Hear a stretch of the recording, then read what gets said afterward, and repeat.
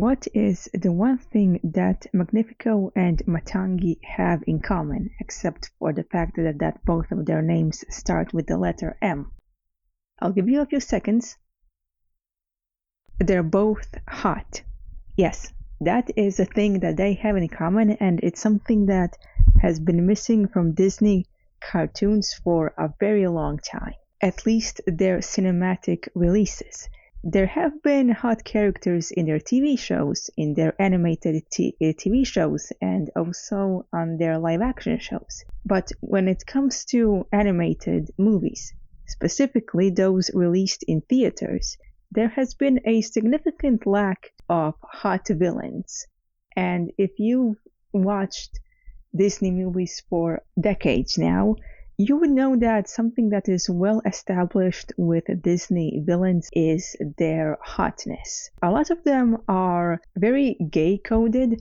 We are very much in due for a canonically gay villain, except maybe if you count Namari, but Namari wasn't exactly a villain. She was more of an antagonistic force and technically isn't confirmed to be a lesbian, but I think we all know that she's a lesbian. Anyways, back to Magnifico and Matangi. Something that I find really interesting with both of these villains is that not only are they both hot, not only do they fill up that quota, but both of them are what makes the movies they're in stand out. Now, in case of King Magnifico, he completely steals the movie Wish.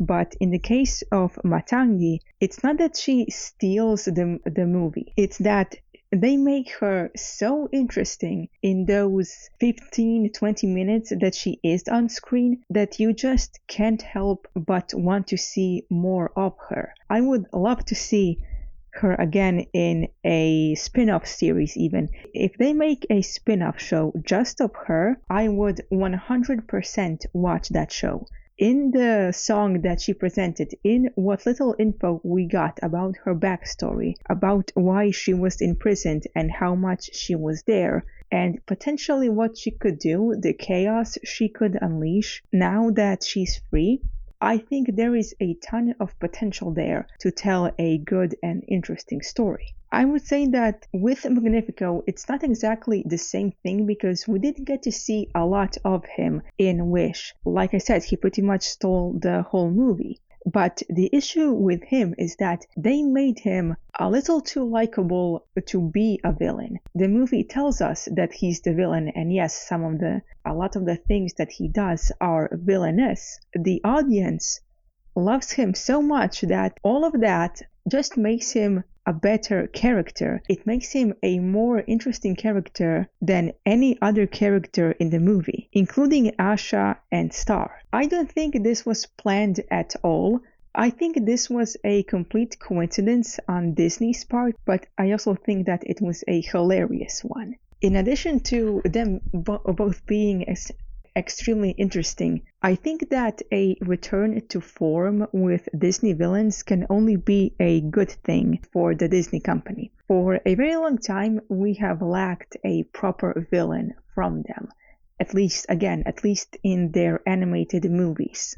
I think this is definitely a step in the right direction, both with King Magnifico and with Matangi. The next proper villain we will get is probably gonna be in Frozen 3. In Frozen 2, there was no real villain unless you count the flashbacks.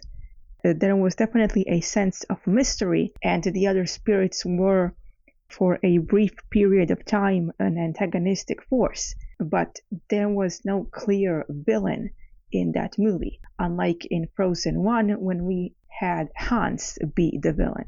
I hope that whatever the villain is gonna be in the next Disney movie, that they're gonna continue this, I would say, returning trend of hot Disney villains, because god damn it, I've missed them. I missed their villainy and their hotness, and of course the signature lime green color associated with them. Now, Matangi does have a more of a dark purple-ish color, but I think that a dark purple and a lime green go very well together as complementary colors. So if they wanted to shift the color spectrum of their villains a bit, that would be a very interesting choice for the next quote-unquote evil color. Whatever the case, I just hope that the next villain we get is allowed to be fleshed out a bit more. And this isn't me asking for a whole movie, for a whole prequel movie about a Disney villain that we don't even know yet. I just want them to be fun, and I want them to actually stay a villain from beginning to end, like it used to be in Disney movies.